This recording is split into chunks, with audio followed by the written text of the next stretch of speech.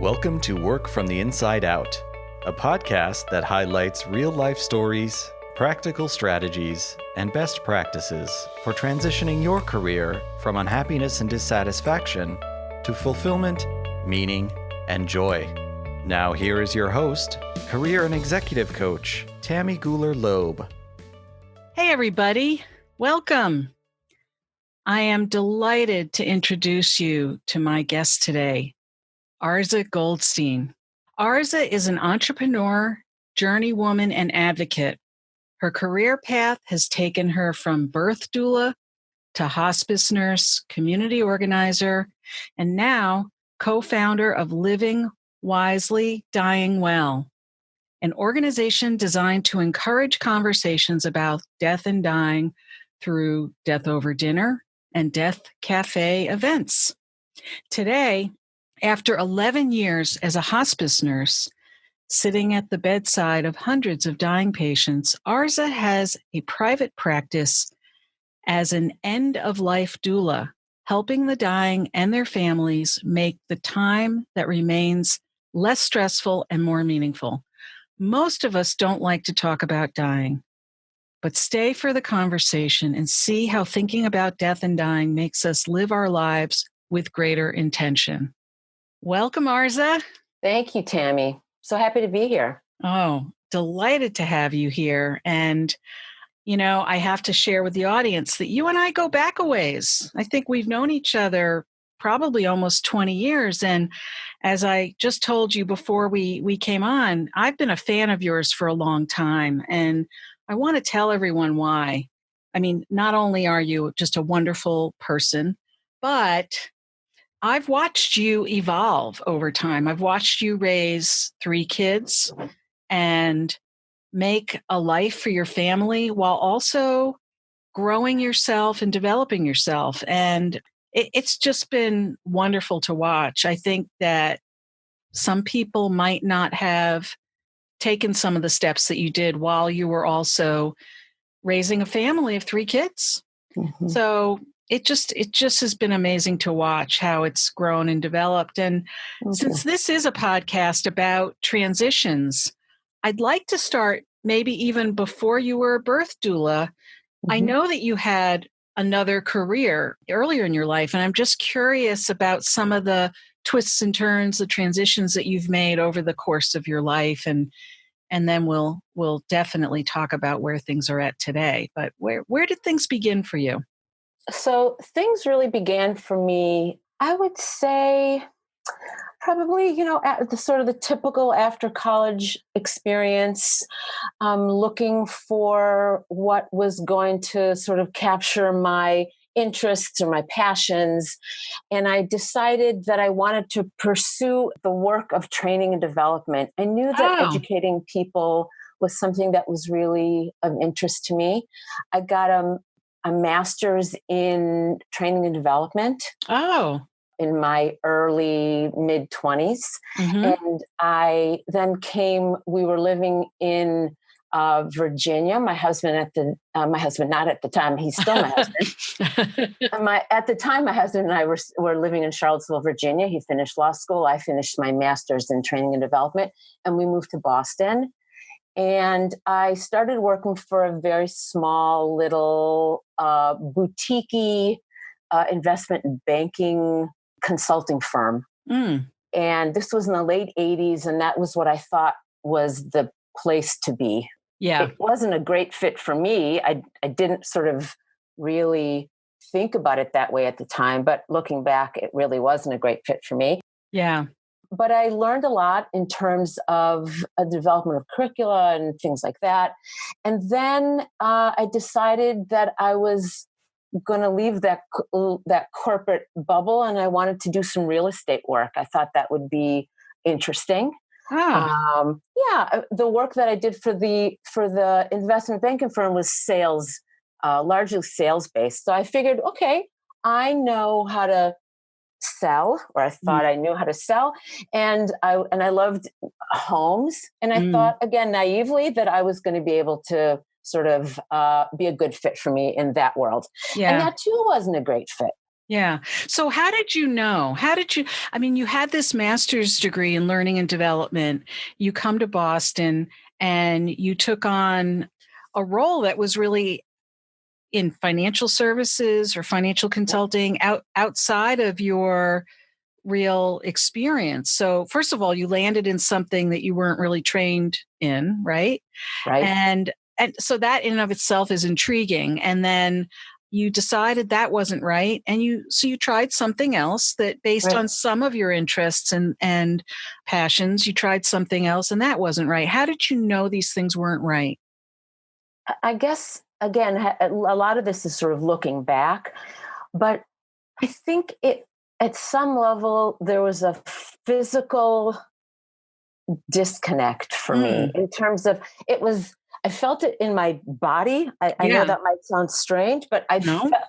I remember having a lot of just physical discomfort at some Mhm, level mhm. when I was with people that I was supposed to be, that were my colleagues. Yeah. Right. And there was just sort of, again, looking back, this understanding that they were different from me Mm, somehow, and that mm. it just it just didn't feel right. It just Yeah. didn't feel right physically, emotionally. I think that I can say that, Yeah. looking back, that Yeah. it just didn't feel right.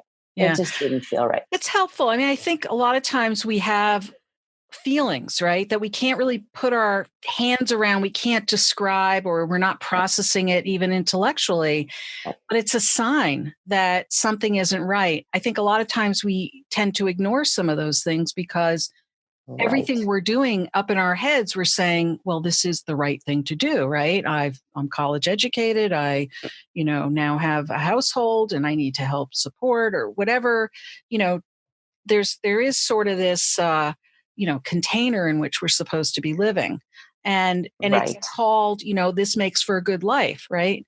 It's called a And box, I think, more than a container. okay. Right? Yeah. There was a box, and I think a lot of people feel like they need to be in a box, Yeah. Yeah. right? Depending on their community or their culture or their family of origin. I think there are a number of reasons why many of us, including me, felt Yeah. like I belonged in a particular box. Yeah. And then you Right. got into the box and you realized, ooh, this just doesn't feel right. Right. But you tried. So you tried Right. real estate. Right. And then what happened? And then I decided that I was going to be home with my kids. Uh-huh. My Okay. kids were little. Yeah. My husband's work was intense. Yeah. I wanted to raise my kids. That Yeah. was meaningful and important to me. Yeah.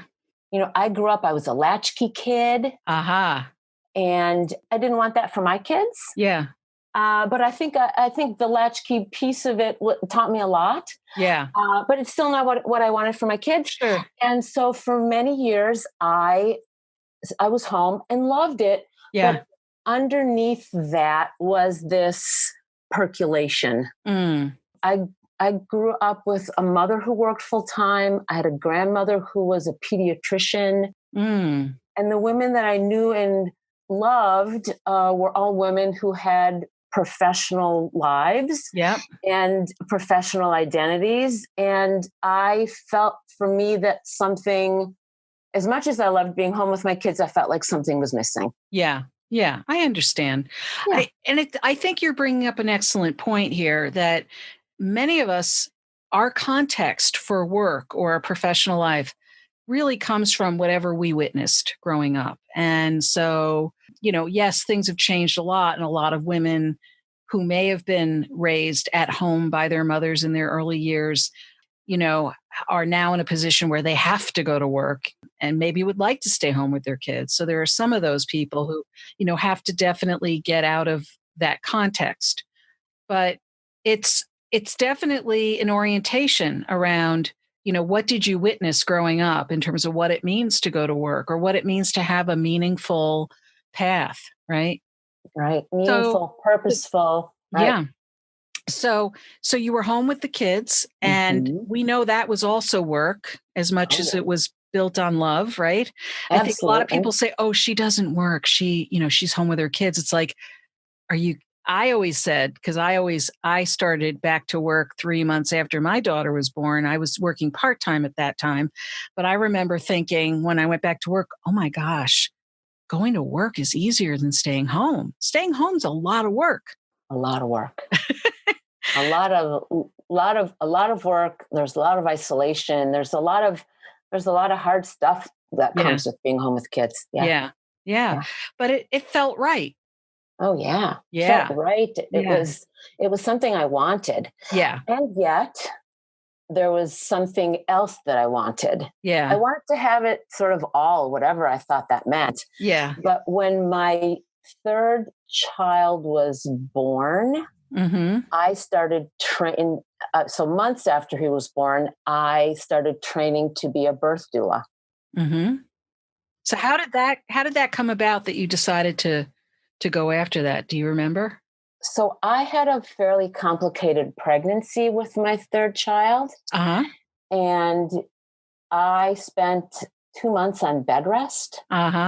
So I was introduced to the whole world of complicated pregnancies and all the elements of what that means, both medically and emotionally. And part of what I learned is that birth doulas are a great support for the individual, for the woman, her partner, her family. And it was intriguing to me because inherently in my DNA is a real caregiver. Yes. Right. Yeah. So that work was appealing to me and interesting to me. Yeah. And it was part-time. And in a world that I was compelled to sort of understand more. I thought birth was an incredible experience. Yes. I just had my third child, and just birth was very compelling to me as a woman who just had a baby. Yeah. So that was an arena that I was really curious to explore further. Yeah. And so I interviewed a couple of people, and I started working with a group of women. We called ourselves Trillium Birth Doulas, and we worked together for 5 years. Oh, wow. Yeah. Yeah, we worked together for 5 years. And while I was a birth doula, the next thing started percolating. And that next thing was becoming a nurse. Right. So when my kids were very young, I started in nursing school. So my youngest child was 3 or 4. Oh, now I seem to recall, and tell me if this is right. I seem to recall that you had to take a whole bunch of prerequisites before you went to nursing school. I went to community college to do my prerequisites. This wasn't like a, go for 2 years and be done kind of thing. No. This was a multi-year endeavor. You were still raising 3 very active children. Right. And, and you weren't 25 years old doing this. No. And I don't say that to be ageist, but I think there are some people who at that stage of their life would have said, oh, it's too late, or, oh, I can't do that. What in you said, I want and need to do this? So I'm going to be really honest with you. Would you? It was fear, Tammy. Oh, say more. So for me, I feared, a couple of things. I feared that my life as I knew it might change. My marriage might change, or something might change. And I felt a tremendous fear of being stuck in not being able to care for myself. I was dependent on my husband at that point. Right. To take care of my life financially. Yeah. And I was afraid of that situation. I was afraid of being caught in a situation where I was going to have no options. And there are a lot of women who have been caught in that situation, right? Absolutely. And right? Mm-hmm. You were turning 40, right? I was going to turn 40 and Yeah. things were changing all over the place, or so I Yeah. thought. Yeah. And so that was a big fear. Yeah. And the other big fear is that I was afraid that I was going to look back at my life and feel that I hadn't met my potential. Aha. Yeah. So there were sort of two parallel agendas going on, right? Yeah. Yeah. And yet, I'm still I'm wanting to unpack this a little further. Sure. That so you could have just gotten a job somewhere. We could have. Yeah.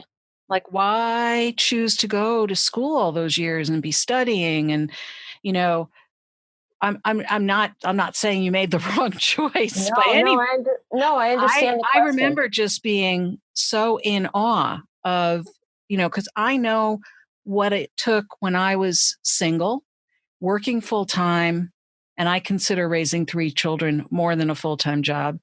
And I went to grad school at night, and I felt like I had not a minute to breathe. And so I, looked at you because our kids were in school together. So I used to see you all the time.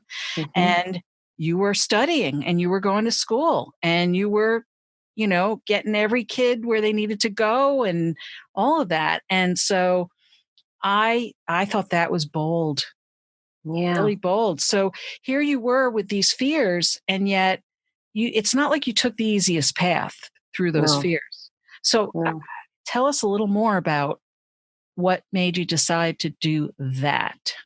So I guess my fears were bigger than my hesitations or or what I felt were my obstacles. Okay. I'd always been a pretty good student, Mm-hmm. and I always felt like I did well in a structured context. Mm.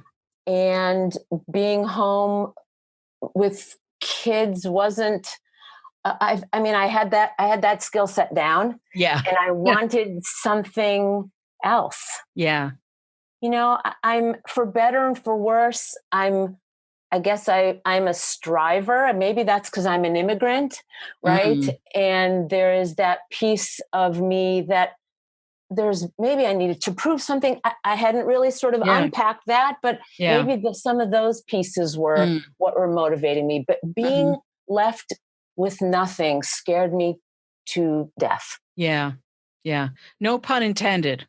No pun intended. Right. So when you Exactly. went to nursing school, you did all the Mhm. prerequisites, then you got Yeah. into nursing school, went to nursing school, Mm-hmm.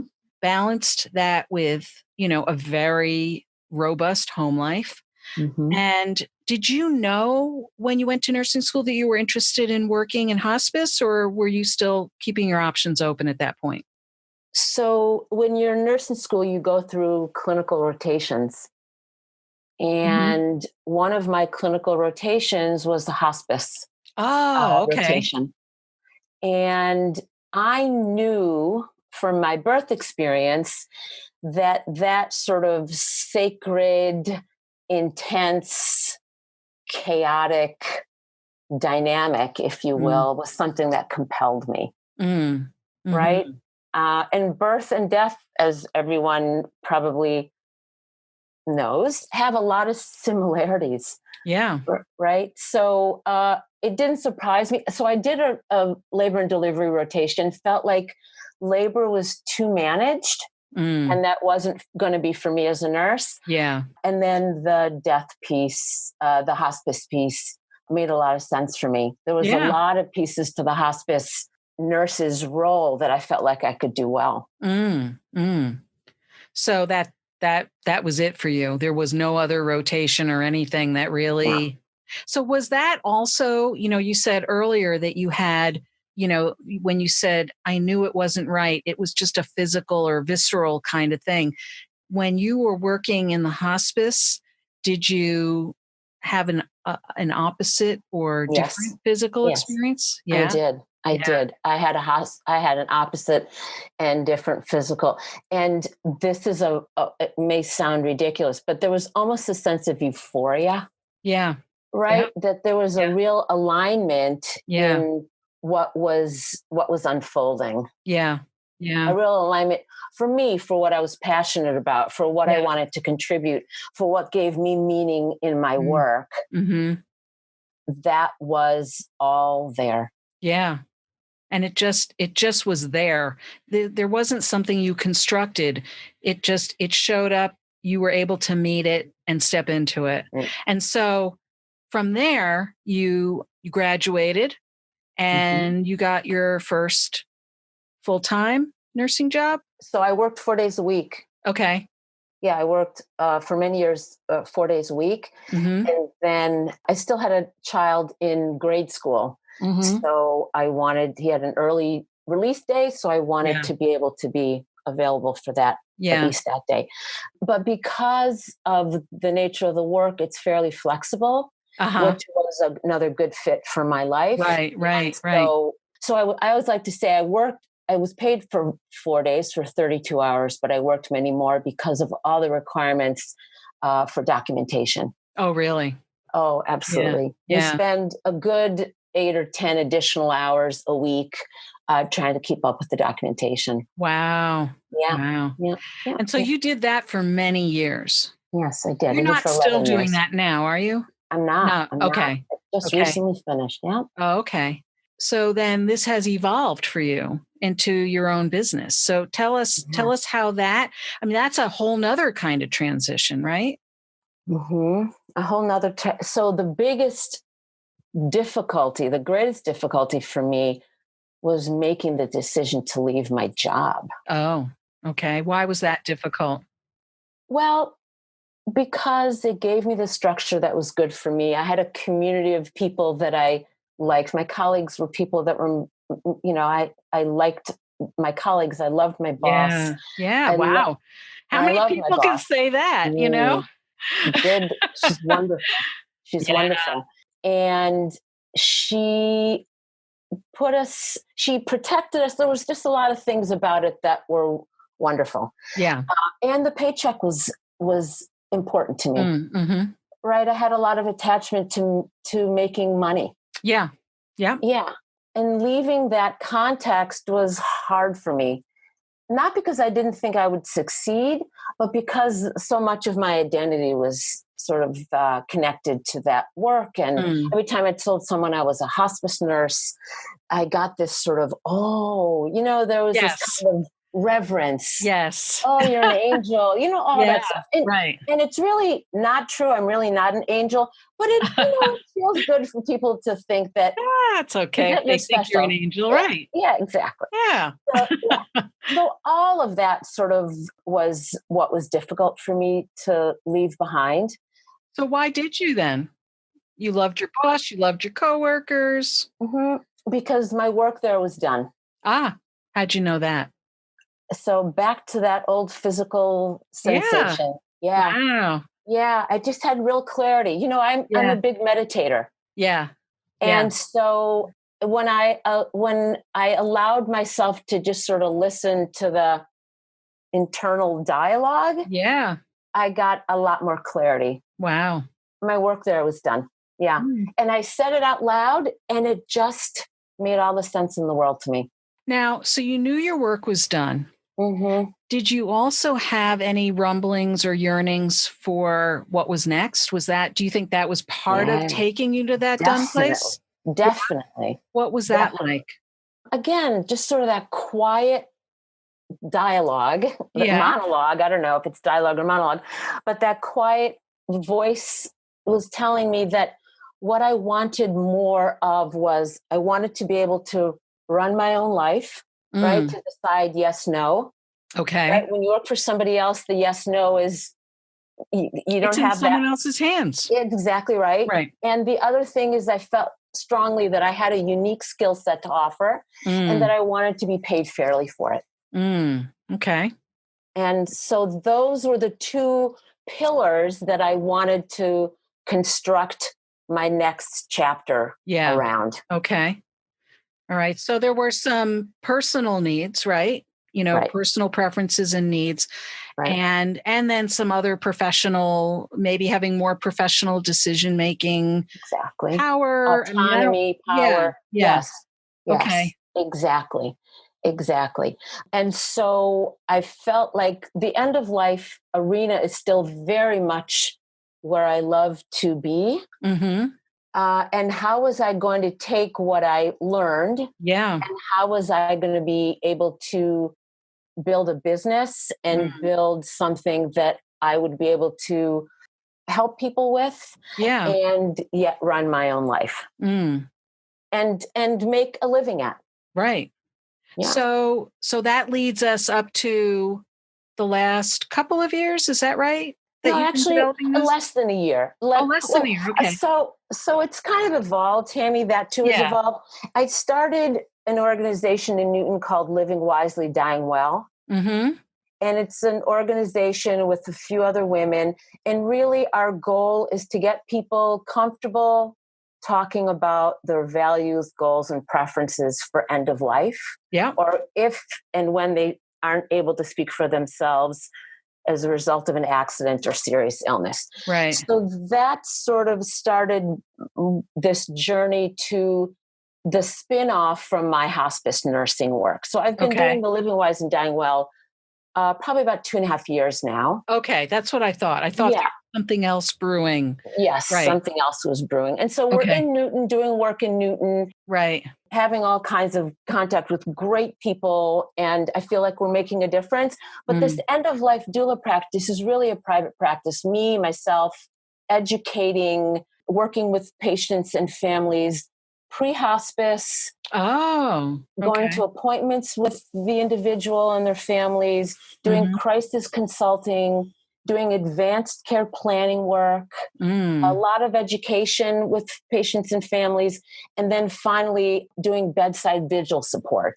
So with the bedside vigil support, would that be with somebody who may also be getting hospice care at the same time?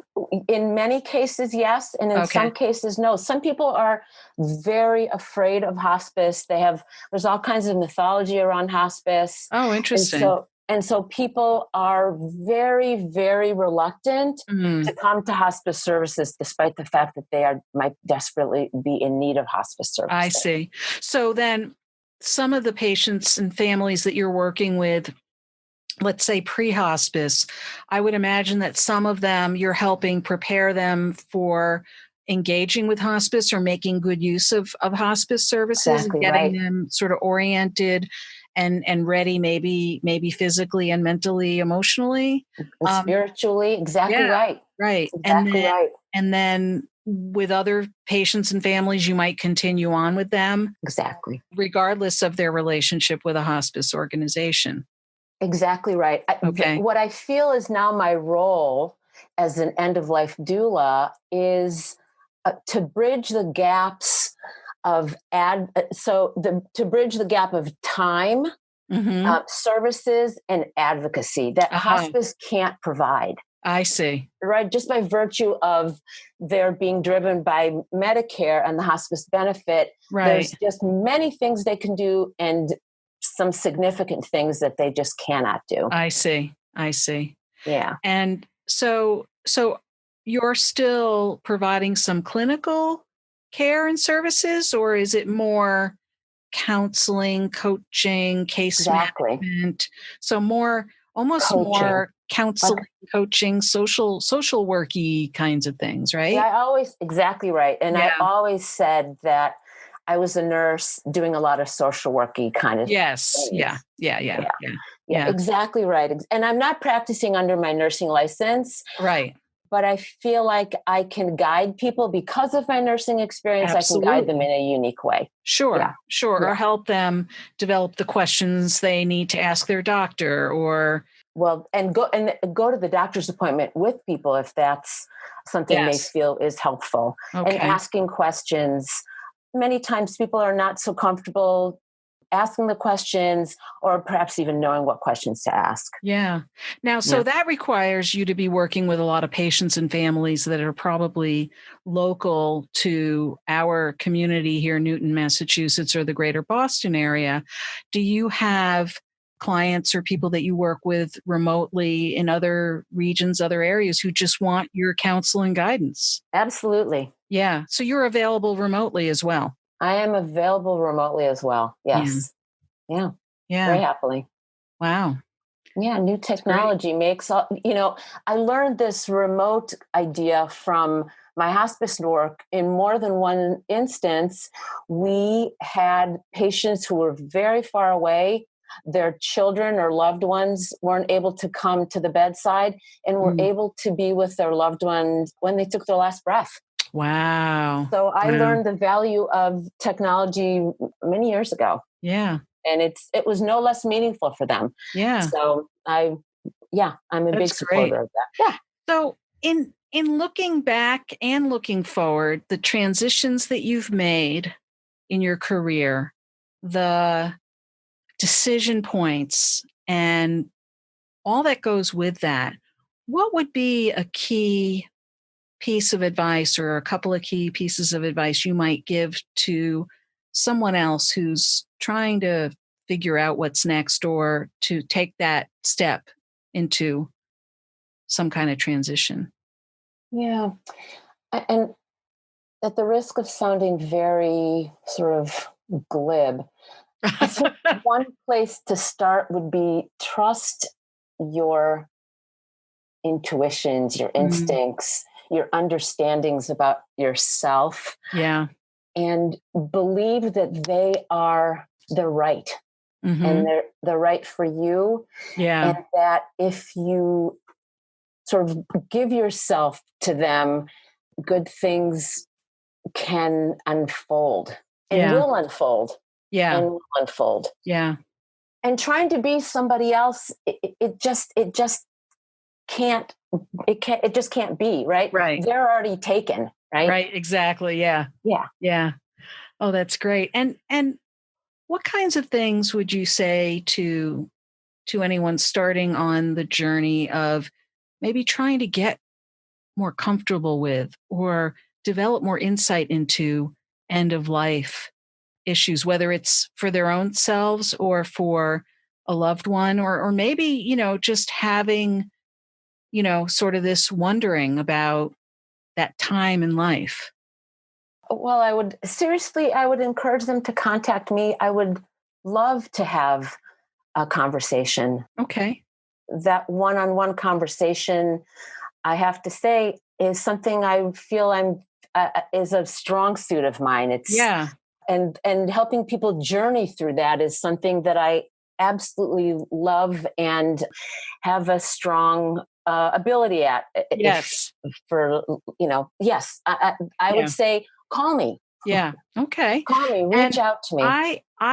I would second that emotion, Thank you. because I know from over the years of knowing you that when I have a conversation with you, even if we've just run into each other at a coffee shop or on the street, I always feel like when we connect, even informally, I always feel like I'm the only one you're paying attention to in that moment. You do have a way of really, I think, laser focusing. I don't feel like if I run into you and you're even in the middle of errands, you'll stop, you look me in the eye, and you're very focused. You make somebody feel like whatever they're telling you is the most important thing in that moment. It's And I nice to can hear. only imagine how that ability that you have really translates to the families and the patients that you work with. Oh, thank you. It's a very, I think for a lot of people, it's a very difficult and mysterious time in life that nobody can really, I think, prepare you for, except now we know that you're there and you can help prepare people. Right. And I think most of us run in the other direction. So Right. I know I'm grateful that you're there and that you're doing the work you're doing. And I think it's only going to grow. I mean, look, it's a part of life. Death is a part of life, and as much as we don't want to face it, there may be ways to live with that part of life as a part of life. Absolutely. And I'm Yeah. a big, big believer that when we have death sitting on our shoulder, Yeah. we live our lives, and again, not to sound too sort of glib, but we live our lives with a greater intentionality. Yeah. Yeah. Right. I think that death is sort of, it's a the idea of death is a gift that sort of pushes us to not take things for granted. Yes, that's and true. to say the words that we want to say and to pursue the things in our lives that we want to pursue, because it's not an infinite time that we have. Right. That's the truth, isn't it? It is the truth. So one last question for you. I'm just curious, are there any books or other resources that you would point people in the direction of in terms of maybe they want to do some reading on their own? Is there anything in particular that you recommend to your patients or their families, or just somebody who's wanting to maybe start to dip a toe in this water and understand this more? So, in the broad context of death and dying and end of life wishes and values and how do I think about what I want, there's a great book. It's been on the New York Times bestseller list for many, many, many weeks, written by a Boston physician. His name is Atul Gawande. Oh, yes. And the book is called Being Mortal. Yeah. And it's really a terrific place for people to start. Yeah. It's not, for some people, it's not an easy read. Yeah. But it's a really important read for all of us. Yeah. For all of us. Oh, great. So Being Mortal is a very important first step. Great. And I would start with that, Tammy. And there's all kinds of podcasts about death and dying. People are doing all kinds of work. There's great work about caring for the dying. I mean, there is a flood of information about death and dying, but because it tends to be a little overwhelming, I'd start slow and steady. Yes, good. And I would start with Being Mortal. Great. And then if somebody wants to reach you, what's the best way for them to find you? So the best way to find me is going to be at my website. Okay. And I believe you have the link to my website right on the podcast. Yep. We'll have it in the show notes.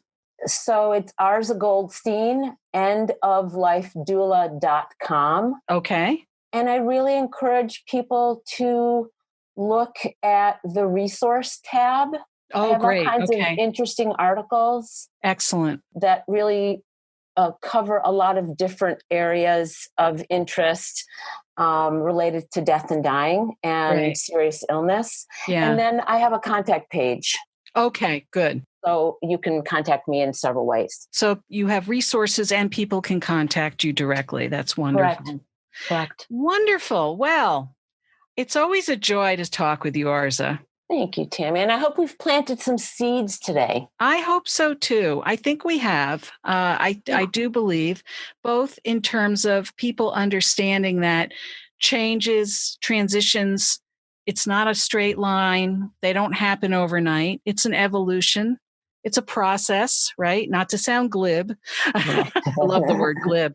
But I want to thank you from the bottom of my heart. Thank you. My pleasure, Tammy. Always a pleasure to spend time with you. And thank you for all the good work you're doing. It's got to be benefiting humanity in some way, I'm sure. And thanks to your listeners. I hope you enjoyed my interview with Arza Goldstein. It was so special to speak with her and learn about her professional journey and important insights as she has developed her career and work. What is your takeaway from our conversation? Is there something you'll put into action this week that you'll benefit from for years to come? Share what resonated with you in the show notes at workfromtheinsideout.com. Look for episode 016. That's also where you'll find all the links and resources from today's podcast. If you enjoyed this episode with Arza, please share it with your friends and colleagues. And don't forget to subscribe so you don't miss next week's show. Remember, subscribing is always free. Are you enjoying the podcast? I'd love to read your review on Apple Podcasts. It's easy to find my page at tammygoulerloeb.com/Apple. Thanks for listening, and remember, it's never too late or too impossible to increase your sense of fulfillment and satisfaction in your work and other meaningful activities. Let me know how it's going for you, and who knows, maybe you'll be my next interview on this podcast. Bye for now. Thank you for listening to the Work from the Inside Out podcast. For more information, you can find us at www.workfromtheinsideout.com.